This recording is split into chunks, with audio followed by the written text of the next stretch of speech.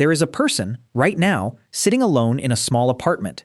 The door is locked, the heating works, there is food in the fridge, and a screen glowing on the wall. By every measure that matters, this person is safe.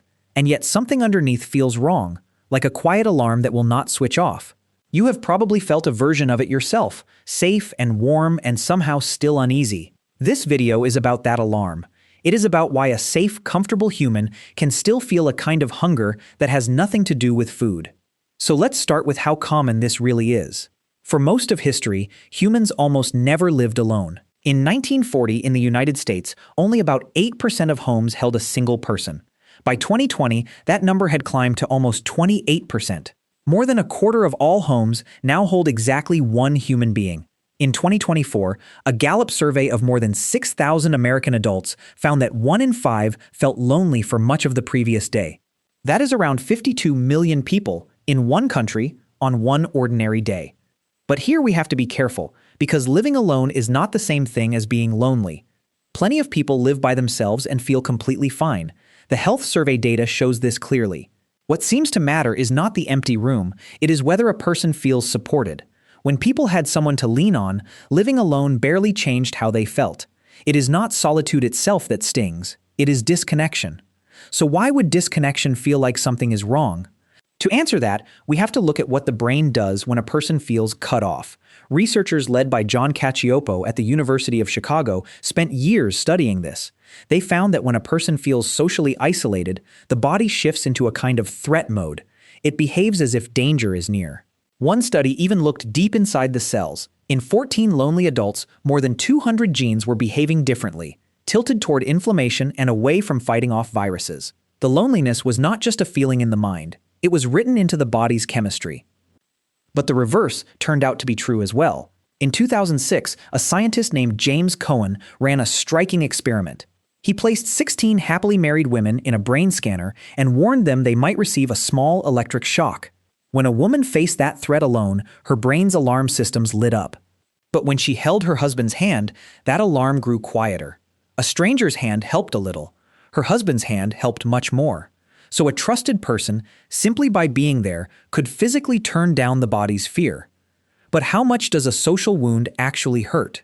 In 2003, a researcher named Naomi Eisenberger at UCLA built a clever test. She had people play a simple ball-tossing game inside a scanner, believing they were playing with two others. Then, without warning, the other two players stopped throwing them the ball. They were left out.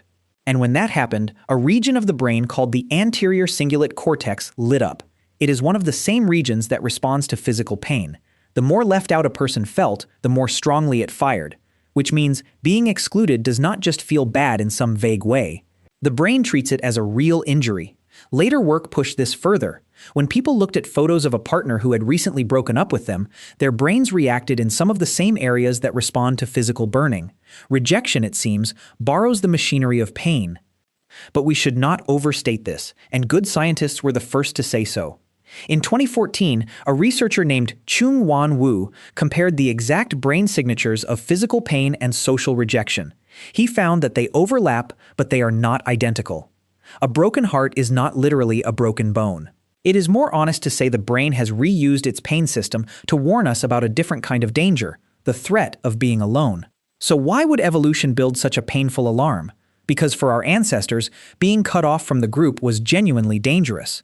And there is a beautiful experiment that shows the hunger this creates.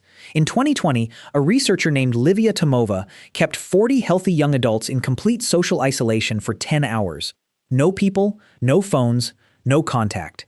Then she scanned their brains and showed them pictures of people laughing and talking together. A deep reward region of the brain, the same area that lights up when a hungry person sees food, fired in response to those social images. After a day without people, the brain craved company the way a fasting body craves a meal.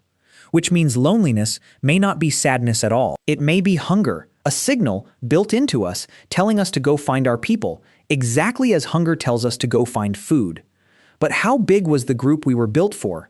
A scientist named Robin Dunbar tried to answer this by comparing brain size across primates. His famous estimate for humans landed around 150 stable relationships. That number gets repeated everywhere. Still, we should hold it loosely, because Dunbar himself gave a wide range, and later scientists argued the true figure could be much larger or smaller. The real point is not the exact number. It is that our minds are clearly built to track a web of people, not to sit in a room tracking no one. So what did that web actually look like? In 2011, a researcher named Kim Hill studied 32 modern hunter-gatherer groups, covering more than 5,000 people. He found that the typical band a person lived among held about 28 adults, small enough to know everyone by name. And here is the part that changes the picture. Many of those people were not blood relatives at all. Early human life was not just family.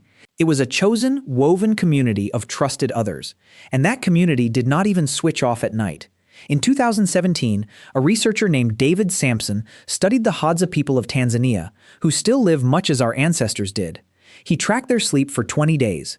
Across more than 200 hours, there was almost never a single moment when every single person was asleep at once. Someone was always stirring, always half awake. Out of all those hours, the whole group was simultaneously asleep for only about 18 minutes.